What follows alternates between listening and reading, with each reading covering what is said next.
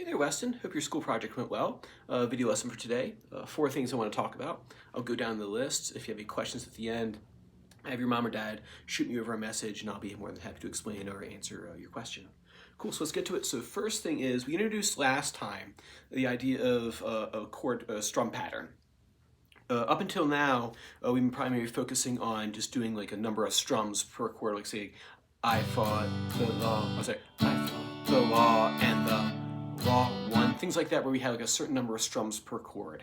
What we're gonna start moving into now are the strum patterns. But the tricky part about that is the time to switch between chords. That's really what kind of separates people who tried to play guitar but then weren't able to continue through it or keep up with it versus those who do and push past that, is that guitar hump. And that guitar hump is, can you strum a chord consistently without dropping the beat? That's really the tricky part of where you are in your development right there. So some things we can do to practice and hedge our bets and hopefully get you past that awkward period of learning. So the first thing is, one trick I use is the count between the chords method, which is this. I'll take a chord like G and D, right? I'll do that D chord and go down, down, down, down, up, right? That's the pattern. Down, down, down, down, up. And what I'll do is this. Down, down, down, down, up. 1, 2, 3, 4. 1, 2, 3, 4. 1, 2, 3, 4. 1, 2, 3. Now, if you notice what I'm doing there, I'm counting 4 beats in between each chord, each pattern of the strum pattern. But what I'm not doing is sitting there just like waiting patiently for my fingers to do the next thing. What I'm doing is I'm actually moving to the next chord. So I do this pattern here: D, 1, 2, 3, 4, and 1, 2. See, I'm actually moving to the next chord. So it's not I'm sitting there going, oh, time for the next chord. I am like literally moving my fingers to the next position. Okay? So I start off with 4 counts, right? And then what I'll do is I'll slowly reduce the number of counts in between each chord. You can just have your mom or somebody count out the beats in between for you if you want, if you have trouble doing it yourself. So after I can do 4 real easily, right? So I can do it back and forth a couple times once I'm warmed up and can do 4. I'll start counting 3 in between each chord. It'll sound like this: 1, 2, 3, 4, and 1, 2, 3.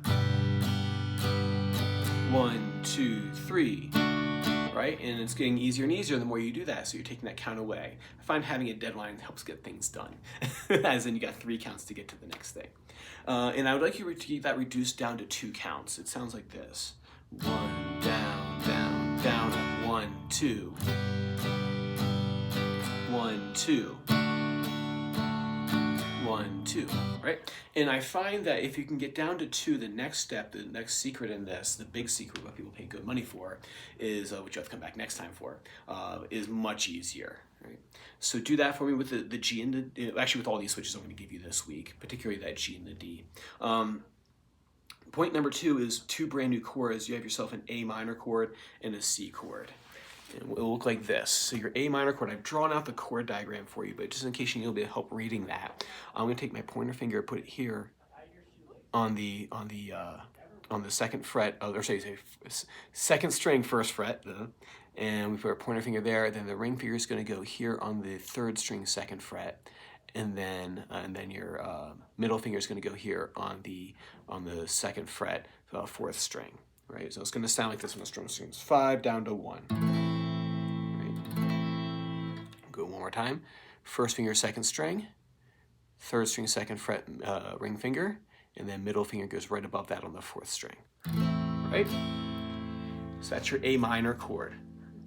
And then what you're going to do to get to the C chord, all you have to do, and this is another practice approach right here I've written down, is when I'm switching chords, I gotta see like if there's any fingers that stay in position or if they all move. In this case right here with A minor, and if I go to a C chord, I'm gonna take my ring finger here and I'm gonna put that out here on the 5th string, 3rd fret. So that's the only thing that moved. I just take literally this finger and I just stick it right there. And if I do that, you end up with your C chord. So A minor, right? Go to your C chord. Your ring finger goes out here to the 5th string, 3rd fret, right? Easy enough. like I said before, practicing these, being aware of what finger's moving from what to what is important. Other thing to work on too is chord on, chord off. The same we did before with the G and the D chord. What we're gonna do is that A minor chord, you'll strum it one time once you get in position, drop it, take it off, put it back on again. Right, trying to get that muscle memory into your fingers. Right? So off, on, off, on, off, on, right? Because if we don't have it memorized when we go to play the song, if you're looking at the paper, the song's gonna be over by the time it's time for you to play to switch to the next chord. Right. So practice that chord on, chord off for me. You'll find you get faster as you do that because you're getting that muscle memory under your fingers. Next thing is Root 6 power chord quiz next week. We talked last week about what a power chord is. Just to review what that is it's a rock and roll chord, and what you do is you have your aggressive strum, right? Remember your first finger on the pad of the finger, you did really good with that. You have your hand in horizontal position, and then you just take your ring finger and make it nice and tall, and it's nice and curved right here, right? I think I gave you the one at the 7th fret, and you mute all the other strings. Remember, you're not trying to pass through these, right? When I play like an aggressive strum, I'm playing these bottom two right here, but then what I'm doing is I'm muting those strings just in case I go back past a little bit, right? Right? And so what I'm going to quiz you on next week is I'm going to quiz you on their names. So I'll be like, okay, play me an A5 power chord. You know from musical alphabet that E, F, F sharp, G, G sharp, A. That's an A right there. That gives the power chord its letter name, and the shape is 5. So there's a reason why it's called 5. We'll talk about it much later when we get into intervals, more complex intervals that have musical distances. So be prepared next week to find me, say, a D, a C. You know, all those are fair games. So if I call it an F sharp, you got to be Johnny on the spot and have that F sharp 5 chord ready for me. Cool. Work on that. And then lastly, even though we're still working on what was it? I Fought the Law.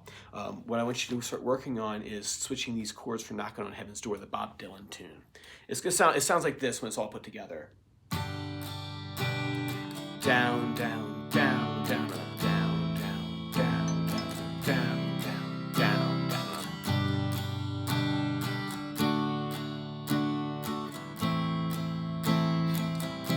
This week, just practice is switching between those chords.